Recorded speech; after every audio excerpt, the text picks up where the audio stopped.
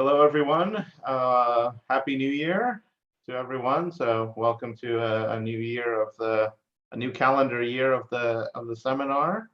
So, our speaker today is Lubomíra Dvořáková, and she's going to speak about minimal critical exponent of balanced sequences. So, thank you for this opportunity to speak about. In fact, already for the third time about the topic of critical exponent of balanced sequences. But I hope that the talk will be interesting for you because we have done quite a big progress recently in this topic. So I will speak about a joint work with Daniela Opočenská. She is a student of our faculty, then Edita Pelantová, and also Arseny Šur. So in fact, in the first part of my talk, I want to introduce the results. And in the second part, I will speak about the history of our results. So to introduce the results, I need some basic notions from combinatorics. So let me recall first what rational or fractional powers of words are. So the definition goes followingly. So let E be a rational number. Then I say that a word Z is a nth power of a word U if Z is a prefix of an infinite repetition of U. And if U is minimal possible, so yeah, minimal possible, then I say that E is the exponent of Z and E is the length of Z divided by the length of U. And I write Z is equal to U to the power of E. So let me illustrate this on some examples. So for instance, ABB, that's a square of ABB. Then ABBC, it's a cube of ABBC. And we can have as well fractional powers, which are not integers. The exponents are not integers. So for instance, ABB, AB, you can see that it is a prefix. So this is the word Z from my definition. And it is a prefix of an infinite repetition of ABB. So U from my definition here is ABB. And the exponent here, it's the length of Z. So it is 8 divided by the length of the period, so by 3. And here's an example from real life, starosta. Starosta means mayor in English, and it's you probably know Stepan Starosta, it's our colleague. So his name is also a fractional power where starosta, you can see that it is a prefix of an infinite repetition of staro. So staro is of length 5, starosta is of length 8. So it is a power of staro, and which power? What's the exponent? 8 divided by 5. So this is the first notion. And the second one, I need to define the critical exponent. So let U be a sequence. Sequence is an infinite word. So instead of infinite word, I will usually speak about sequences. And the critical exponent of U, I denote it by E of U, is supremum of exponents, so rational exponents, of non-empty factors of the sequence U. So for instance, let me illustrate it on the tumor sequence. Here's the prefix of the tumor sequence. It's a fixed point of the following morphism. So phi associates 2A, AB and 2B, BA.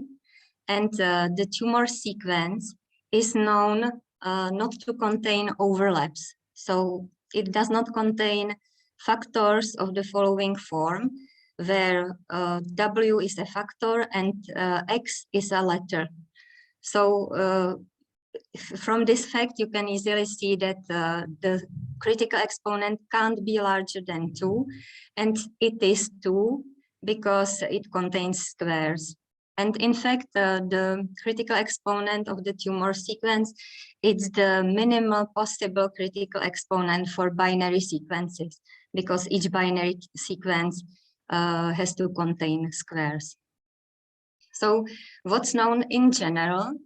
There's a famous theorem, Desjans theorem. It used to be a conjecture. It was stated in 1972 and then proved step by many people. And it says that the least critical exponent of sequences over an alphabet of size d is, and now of the following form. So it is equal to 2 for binary alphabets. This is what we have just explained. Then it is 7/4 for ternary alphabets, 7/5 for 4 array alphabets, and then for alphabets with at least 5 letters, the least critical exponent is d/d-1. And for us, or it's also interesting to study the critical exponent or the minimal critical exponent for for some particular classes of sequences. So in this talk, we will focus on balanced sequences. So now I'm going to introduce the results, something that was known about balanced sequences and our new results as well. So Nara Trampersad, Jeffrey Shalit, and Elise Van Dom in 2019, they conjectured that the least critical exponent of balanced sequences over an alphabet of size d equals d-2/d-3 for alphabets with at least 5 letters. So in their paper, they prove what's the least critical exponent for ternary sequences. Then it was proven also for 4 array sequences. The least critical exponent was found, and they proved together with Asim Baranwal that this value is the minimal critical exponent for alphabets of size between 5 and 8 letters. And we also worked on this topic, and together with Francesco Dolce, we proved for 9 and 10 letters. So for balanced sequences over such alphabets of such size, we proved that the minimal critical exponent is also d-2/d-3. But we managed to disprove the conjecture because we found in balanced sequences over 11 and also over 12 letters, satisfying that their critical exponent was d-1/d-2, and this value is smaller than this one. So we disproved the conjecture, and then we were of course interested in whether this is the least critical exponent, whether there are no other balanced sequences or no balanced sequences with smaller value of the critical exponent. And we worked on that topic, or we have worked on that topic recently together with Arseny Schur, and we have the following results. So Arseny was able to prove that d-1/d-2 is the lower bound for the critical exponent for alphabets of size at least 11.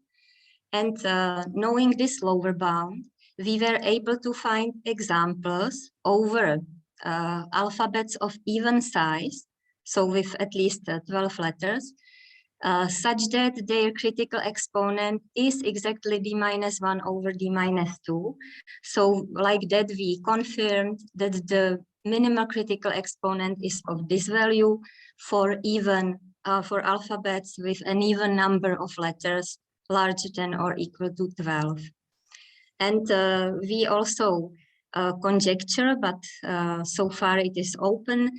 We conjecture that the minimal critical exponent is d-1 over d-2, also for alphabets of odd size. So where d is odd and larger than or equal to 11.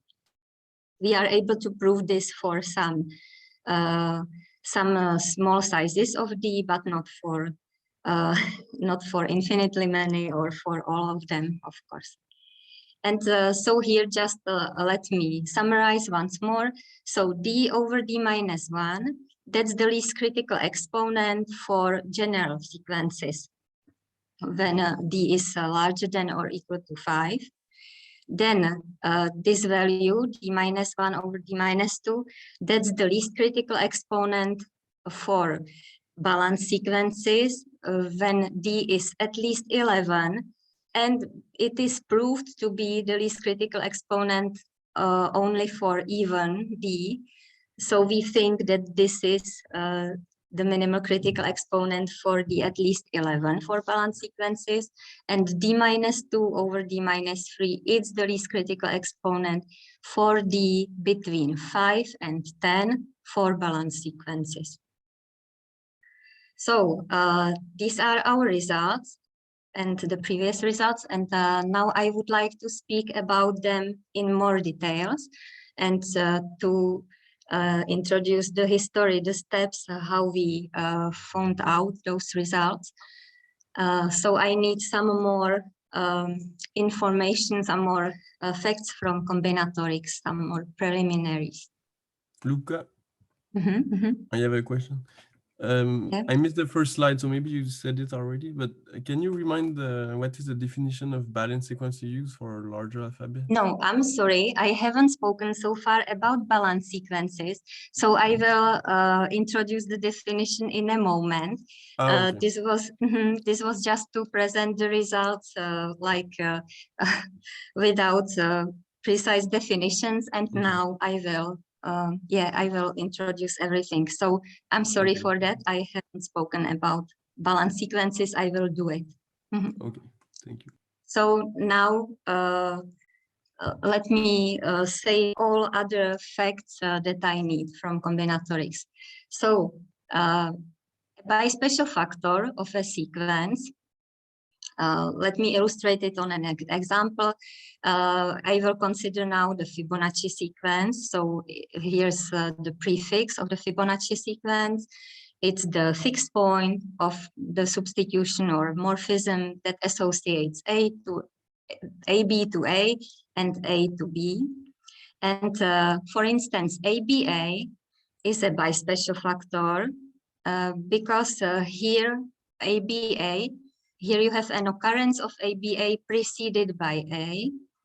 Here you have an occurrence of ABA preceded by B. So it is the so-called left special factor. And you have also an occurrence here followed by B and here followed by A.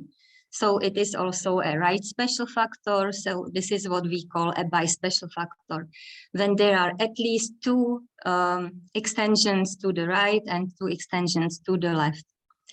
And we are over a binary alphabet here, so exactly two extensions. And now I need also the notion of a paric vector. So for instance, for the factor ABA, the paric vector is a vector where you write down the number of P's in this case and the number of A's as coordinates. And so the convention is that I always write as the first coordinate the less frequent letter of the alphabet. So next terms that I need a return word to a factor. So let me consider again the Fibonacci sequence and again the factor ABA. And what are its return words? So here is the first occurrence of ABA and the next occurrence. And a return word, that's a factor that I read between two consecutive occurrences. So here ABA is a return word. And for instance, here I have ABA, an occurrence of ABA, and then the underlined occurrence is the consecutive one. And in between, I read the factor AB. So AB is also a return word to the factor ABA.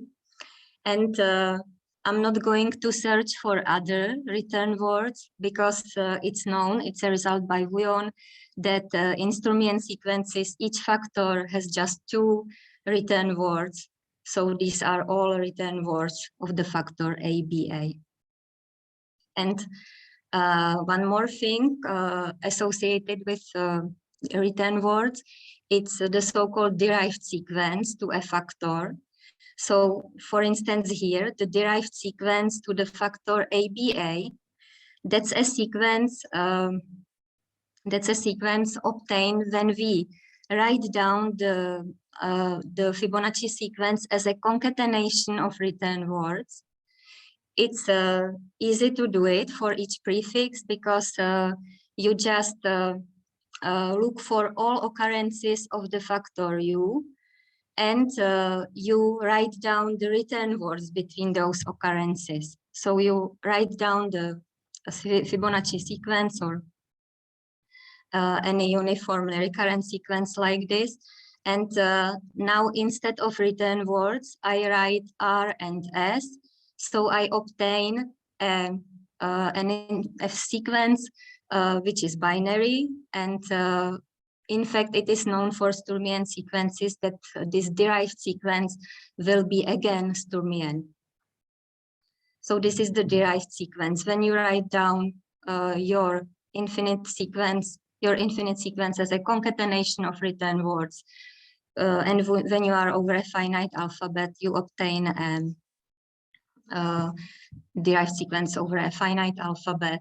So when you have a finite number of return words, you obtain a derived sequence over a finite alphabet, which has as many letters as is the number of return words. So what else? I have already defined the critical exponent of a sequence.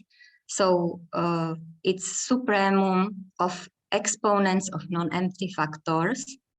And I will also speak about its limit or asymptotic version, asymptotic critical exponent. And I denote it by E star. And E star of U is the limit for n going to infinity and of the following sequence. So I take supremum of exponents of factors, but this time of factors of length at least n. So like that, I obtain a decreasing sequence. So the limit exists, and it is called the asymptotic critical exponent. So I am interested, to put it simply, I'm interested only in exponents of factors of length tending to infinity. And what it's possible to see that the asymptotic critical exponent is always less than or equal to the critical exponent of the sequence. And now the most important statement that we use for calculation of the critical and asymptotic critical exponent, we observed that with Katka-Metková. So when we have a uniformly recurrent aperiodic sequence, and when we denote by Wn the nth bispecial and by Vn its shortest return word, then in order to calculate the critical exponent, it's just sufficient to take 1 plus and now supremum of lengths of bispecials over the lengths of their shortest return words. And for the asymptotic critical exponent, it's similar. So we have 1 plus and now limes superior of, again, lengths of bispecials over the lengths of return words. So all we need for calculation of the critical and asymptotic critical exponent are the lengths of bispecials and the lengths of their shortest return words. And for example, for Sturmian sequences, so in particular for the Fibonacci sequence, we know what the lengths are. So here you have the length of the nth bispecial and the length of the nth of its shortest return word. So when you know this, then it's easy to calculate using these formulas that the critical exponent of the Fibonacci sequence is 2 plus tau, where tau is the golden ratio. And it is an irrational value, so it is necessarily equal to the asymptotic critical exponent. And these values are known to be the minimal ones for Sturmian sequences. So now the definition of balanced sequences. So we know how to calculate the critical exponent and the asymptotic critical exponent using these formulas. Of course, the critical exponent it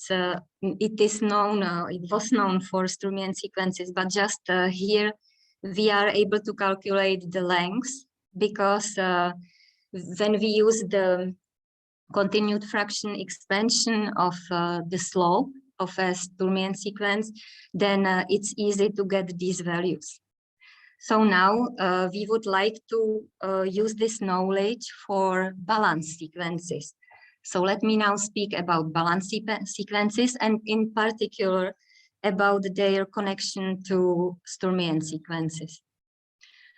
So the definition says that a sequence U over an alphabet A is balanced if and only so if for each two factors of the same length holds that the number of occurrences of each letter in those two factors differs at most by 1. And there's a theorem. It's based on results by Graham, and then it was transformed or it was applied to advanced sequences by Huber.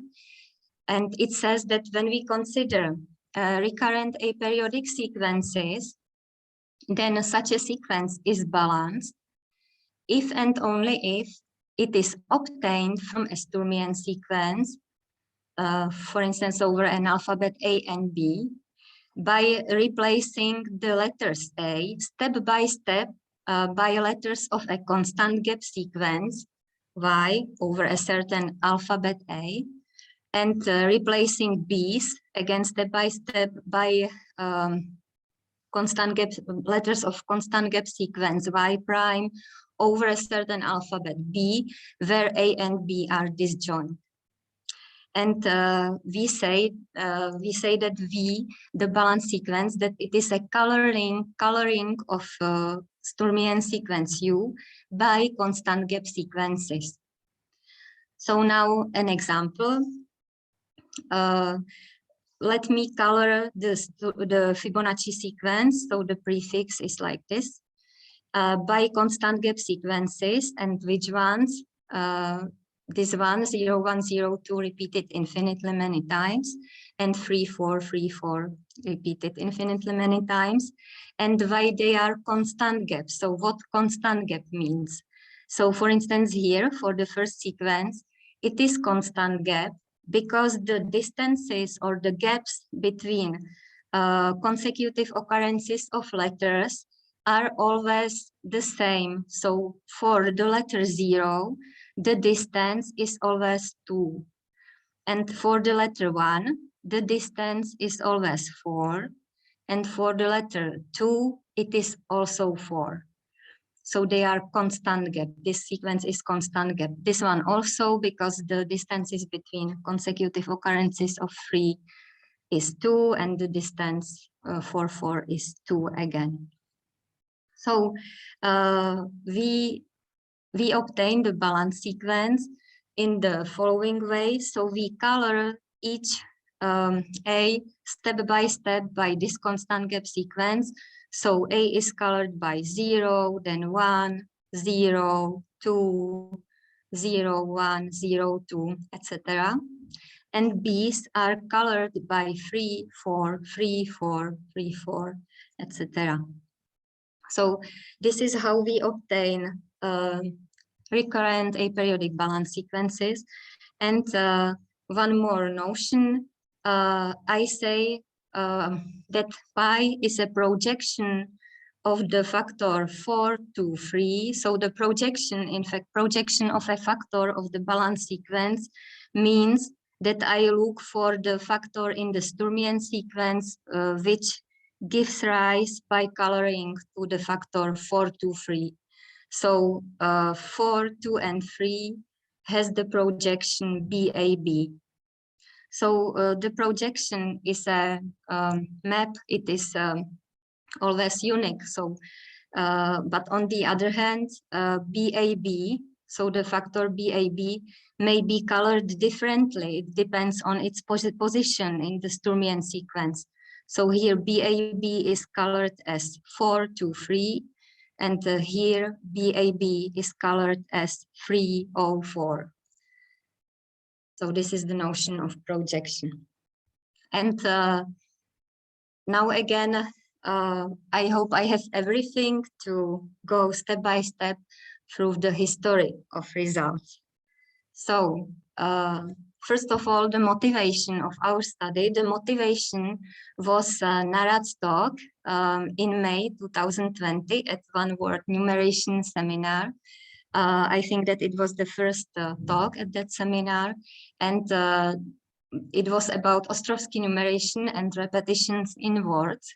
So in that talk, Narad presented results on balance sequences and on the critical exponent. And then there was a discussion, and Julien Cassaigne asked, what about the asymptotic version? And this was interesting for us, and I will explain why. So at that time, together with Katka Metková, we studied complementary symmetric Rote sequences, in particular their critical exponent.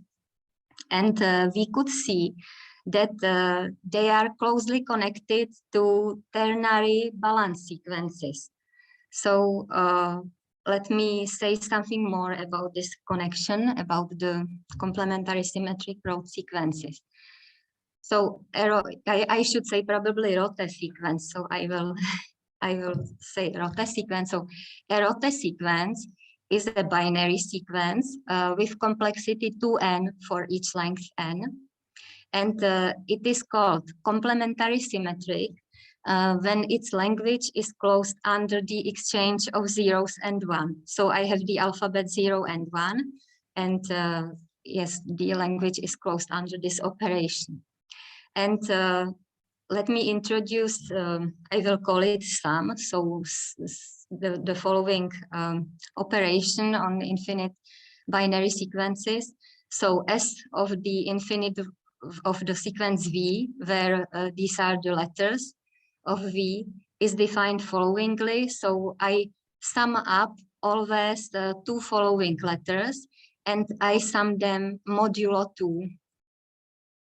So for instance, here, when I want to obtain the Fibonacci sequence, then it will be the sum of the following binary sequence. So if I start with 0, then the next letter is 0, because 0 plus 0 modulo 2 is 0. Then 0 plus 1 modulo 2 is 1. 1 plus 1 modulo 2 is 0, etc. 1 plus 1 is 0, so it's this 0 here. And there's a theorem by Rote saying that if we have two binary sequences, U and V, so that U is the sum of V, then V is a complementary symmetric Rote sequence if and only if U is a Sturmian sequence. And so for such sequences, we were able to observe the following things. We were able to see that the asymptotic critical exponents of the complementary symmetric Rote sequence V and of the balance sequence V hat, such that the corresponding Sturmian sequence is the same. So V hat is a coloring of the same sequence as the sequence here. U is equal to S of V. So then they have the same asymptotic critical exponents. And which coloring? We are over a ternary alphabet, so we have to color by these two sequences. In fact, there is no other choice for ternary alphabets for balance sequences. So the complementary symmetric Rote sequence and the ternary balance sequence, when there is the same Sturmian sequence in the game, then they have the same asymptotic critical exponent. In fact, we are also able to say what's the connection between critical exponents, because each bispecial factor in the complementary symmetric Rote sequence differs, the length of the bispecial factor differs only by 1 from bispecials in the balance sequence, in the ternary balance sequence, and their shortest return words have the same length. So there's a really close connection. And because of knowing this, we were able to say that the minimal critical exponent of, or we were able to see this, these were known things, but we were able to observe this, that the minimal critical exponent of ternary balance sequences is the same as the minimal critical exponent of complementary symmetric Rote sequences, and the value is 2 plus 1 over square root of 2. So we working with complementary symmetric Rote sequences meant that we were immediately able to see what's going on for ternary balance sequences. And then we observed that we will be able to generalize it. But there was a problem, and the problem is that when you are when you consider a Rote sequence, then bispecials, when you have a bispecial factor in the Rote sequence, then the projection will be a bispecial in the Sturmian sequence, and on the contrary as well. So in fact, there will be always 2 bispecials here in the Rote sequence, and they are just obtained by exchanging the letters 0 and 1. And for balance sequences, there's a similar connection, but for long enough factors. So when you consider long enough factors, then you can see that when you color bispecials in the Sturmian sequence, then you obtain exactly bispecials in the balance sequence. So for long factors, this is true. And this is the reason why we started with the asymptotic critical exponent, why the question by Julien Cassegne was suitable for us, because when treating long factors, we knew the correspondence between bispecials in Sturmian sequences and in balance sequences. So of course, we wanted to use the formula for the asymptotic critical exponent, saying that we just need to know Riemann superior of lengths of bispecials over the lengths of their shortest return words. And we were able to provide the following proposition. So when you have a balance sequence, a coloring of a Sturmian sequence U by constant gap sequences, phi and y prime, then for a sufficiently long bispecial factor W in the balance sequence, its projection is a bispecial factor in the Sturmian sequence. So this is the first observation. So they are of the same length. So we know the lengths of bispecials of long bispecials in the balance sequence, because they are the same as in the Sturmian sequence.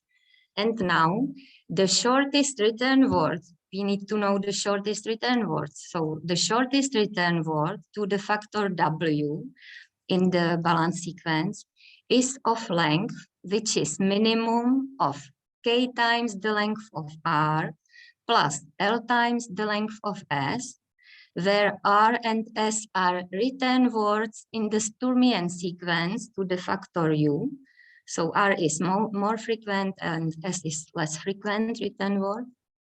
And moreover, K and L have to satisfy the following two properties. So this combination of paric vectors of R and S must be equal to 0 modulo period of Y. So it means that the number of letters A in such a combination of paric vectors must be equal to 0 modulo period of Y, and the number of letters B, the second coordinate, must be equal to 0 modulo period of Y prime. So these are the periods of the constant gap sequences. And LK, this must be a paric vector of a factor in the derived sequence to the factor U. So this is the statement of our proposition. And let me say it also in more human words. So in fact, when you want to know the written words in the balance sequence to a bispecial factor, so what you do is what they look like. They are just colorings of a concatenation of written words to the factor, to the projection, to the factor U in the Sturmian sequence. So they are colorings of concatenation of such written words. So this is why LK here must be the paric vector in the derived sequence, because you color concatenation of written words. And which concatenations? Those concatenations that satisfy these conditions on the number of letters A and letters B.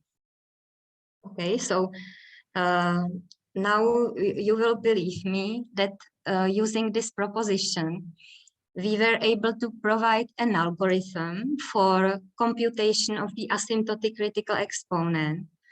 And in fact, in the case where the slope of the Sturmian sequence is quadratic irrational, and Daniela Opočenská, she immediately implemented our algorithm. And let me say, so let me explain a bit more why alpha quadratic irrational. This is because when you have alpha with an eventually periodic continued fraction expansion, then you will have only a finite number of derived sequences here. And finite number, so this is the first important thing. And also, in such a case, we are able to cover this sequence by a finite number of subsequences. So this is because here we would have the same K and L, the same solutions for a finite number of subsequences. And moreover, for such subsequences, the limits here, the limit here will exist because when you have an eventually periodic sequence alpha, then knowing the lengths of bispecial factors in the Sturmian sequence and the lengths of the written words in the Sturmian sequence, you could see that this gives you an existing limit for alpha quadratic irrational.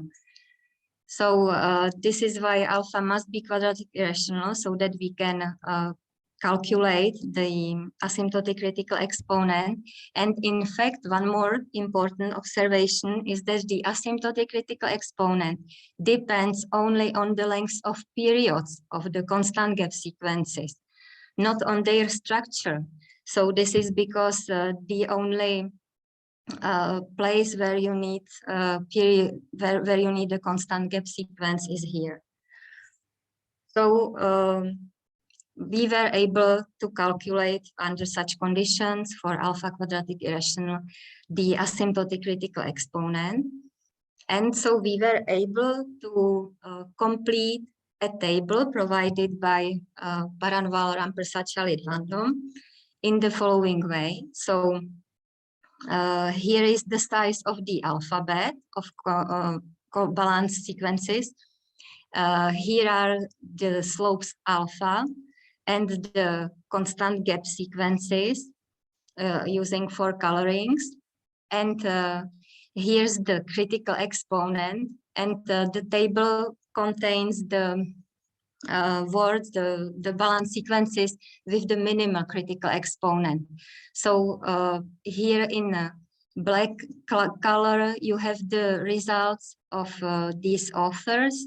And here we were able to put also the asymptotic, the value of the asymptotic critical exponent having our program.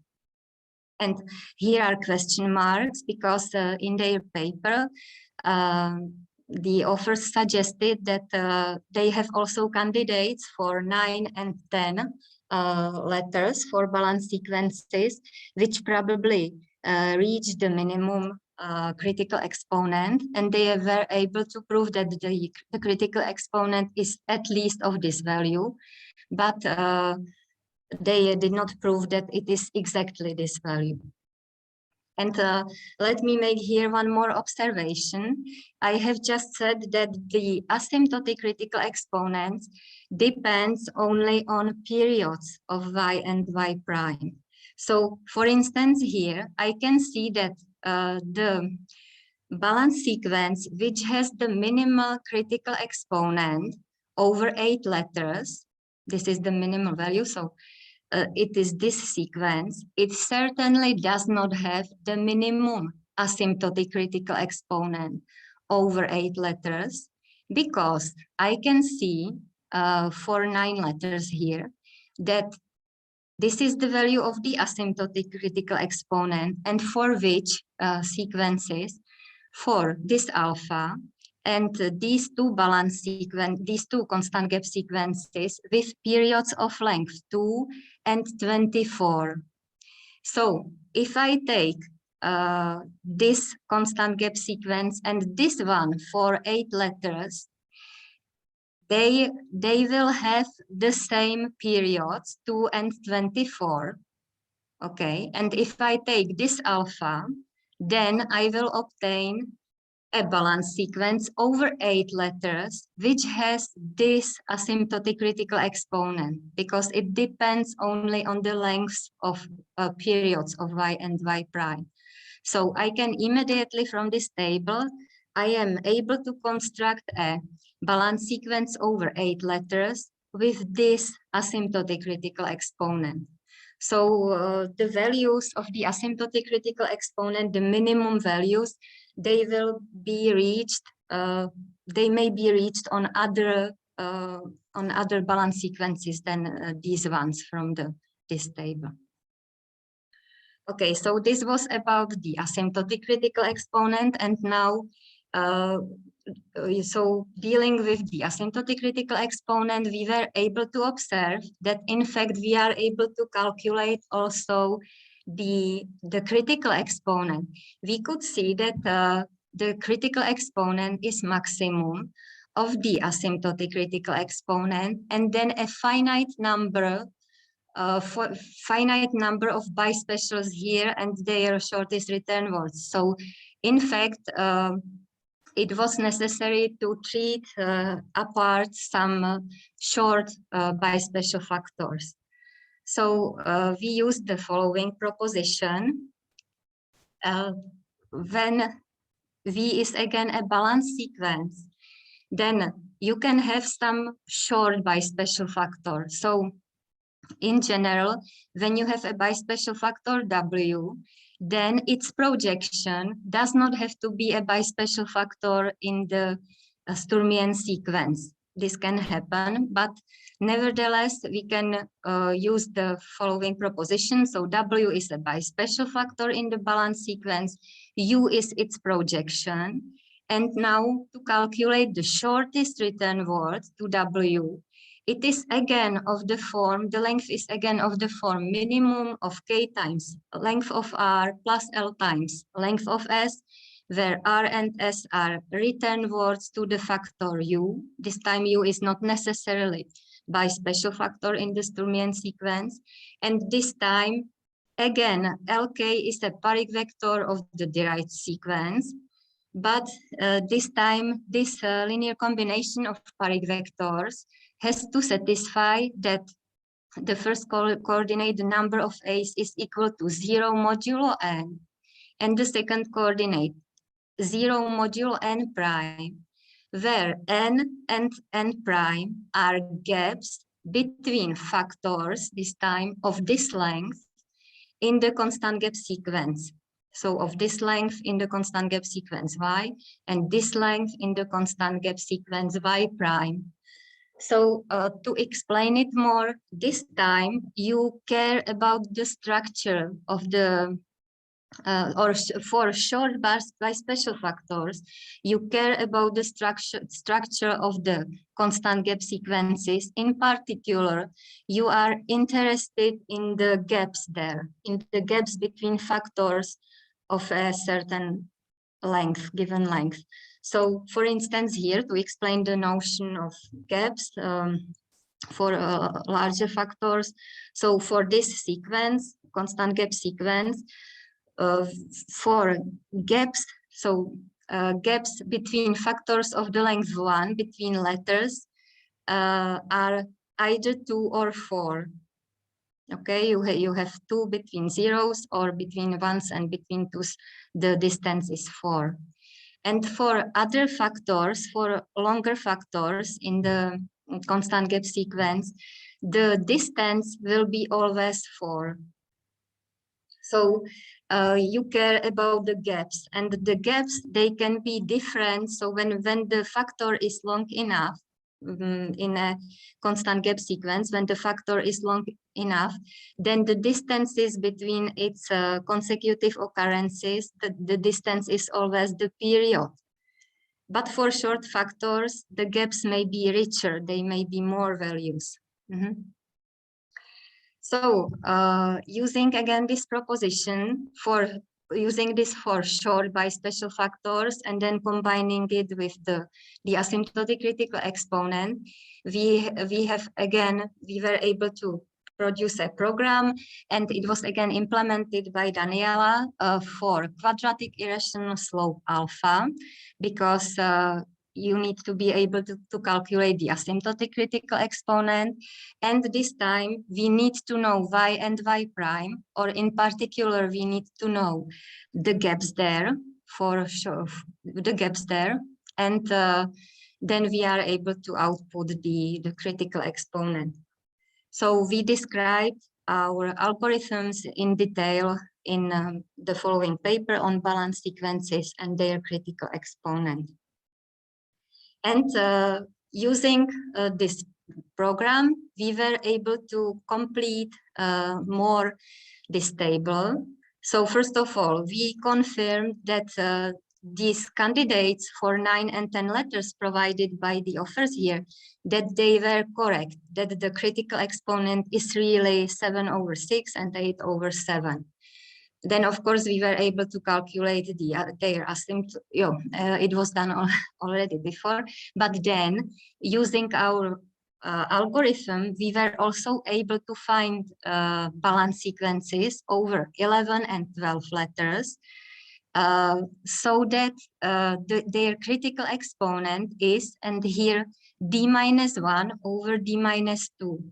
So this was the conjecture was refuted by these examples. So you can see them. These are the alphas and constant gap sequences here. So I presented these results in September at the Words conference, and so the results that this conjecture does not hold for 11 and 12 letters, so it does not hold in general. And my question was whether our question was whether the least critical exponent will be this value, or whether it will even for larger and larger d's be closer and closer to this value, to the general one. And then Arseny contacted us, and he said to us that he was able to find the lower bound, d-1 over d-2. So then we wrote down a paper together. It is available on arXiv on minimal critical exponent of balanced sequences. And here's our main result, that we have the lower bound for balanced sequences with at least 11 letters. The lower bound on the critical exponent is this one, and we are able to provide balanced sequences reaching this value for even d's larger than or equal to 12. And we conjecture that this value holds also for odd d's. But just for fun, let me say that the story was a little bit different, because first of all, Arseny announced us that he was able to prove that the lower bound is larger than d over d-1, but not as large. So he just spoke about the ability to prove that it is larger than d over d-1. So what we started to do at that moment is that we wanted to write down a paper where Arseny would prove his lower bound, and where we would be able to prove that our examples over 11 and 12 letters are the ones with the minimal critical exponent.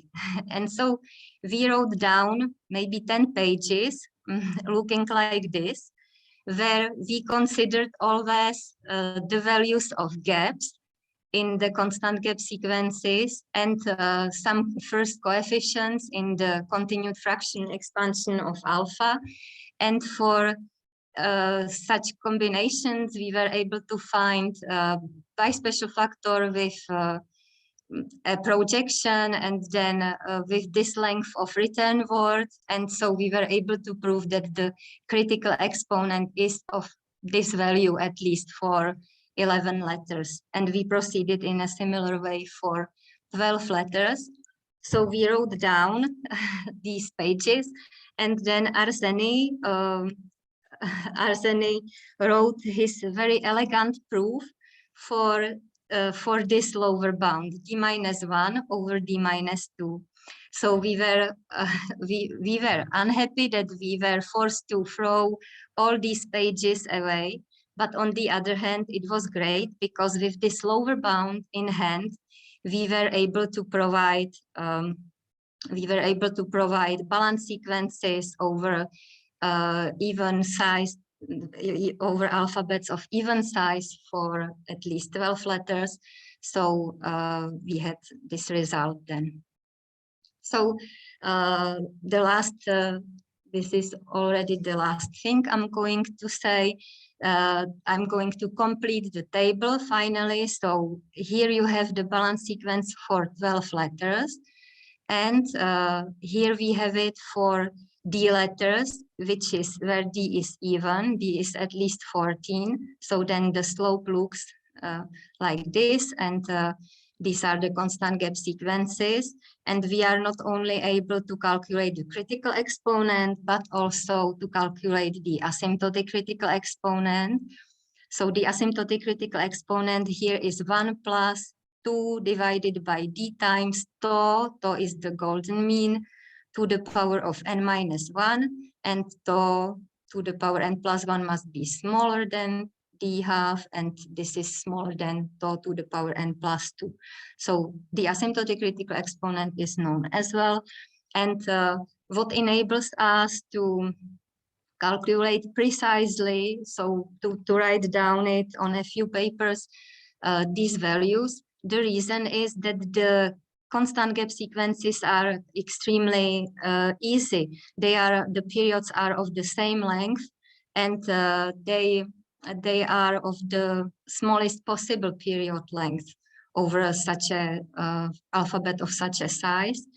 And also here, you can see that our Sturmian sequence is in fact just a morphic image of the Fibonacci sequence. So this is, on the other hand, easy for the computation of the asymptotic critical exponent when you have such a nice period here. And the reason why 1 as period does not work for 12 letters is that the asymptotic critical exponent with this period is too big. So the reason why there is 2, the reason is the asymptotic critical exponent. Otherwise, it would be larger than 11/10. So these are all our results, and now open problems. So the first open problem is to prove the conjecture for odd d's larger than or equal to 13. Using our computer program, we are able to do it for d between 13 and 33. But unfortunately, the examples here, they are, so you can see already for 11 letters that the example is very ugly. So they are also very ugly and we are not able to generalize them. Then another question is the minimal asymptotic critical exponent of the array balance sequences. So we have a program, so we are able to have something like candidates for minimal critical exponent, but we don't know whether there is an analogy of Desjardins' conjecture for the asymptotic critical exponent. It would be helpful if something like that exists, or whether there are some at least better lower bounds on the asymptotic critical exponent than the one that we have. We have as a lower bound 1 plus 1 divided by the multiple of the periods of the constant gap sequences. So what we are missing here is a good lower bound on the asymptotic critical exponent. And there are also other open questions like what's the minimal critical exponent of the array 2 balance sequences, so not balanced but 2 balanced, or what's the critical exponent of colorings of other than Sturmian sequences by constant gap sequences. So these are all open problems that I wanted to mention in connection with this topic. And now, thank you very much for your attention. Oh, thank you very much. Does anyone have any questions for Lubka? Or any answers for these lower bounds on the asymptotic critical exponent?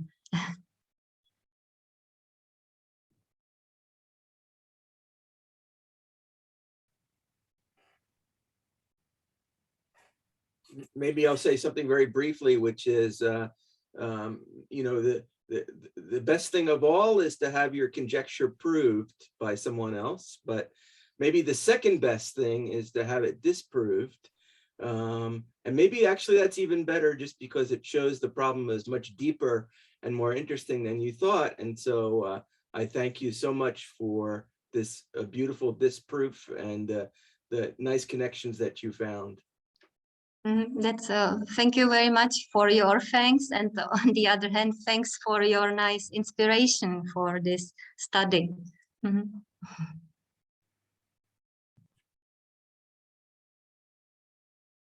Yeah, I think it's cool that for large even D, it comes back again to something related to the Fibonacci word.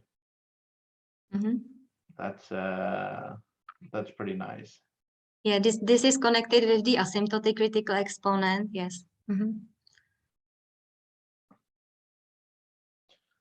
So in fact, when you calculate the critical exponent, then the period here is connected with the asymptotic critical exponent and the pre-period with short factors. You treat short factors by you have to choose right in a right way the pre-period. Right. All right. Well, if there are no questions, thank you again, Lubka. It was a very nice talk. And thanks everyone for for coming. I think our next talk is in 2 weeks, and Marcus Whiteland will be our speaker.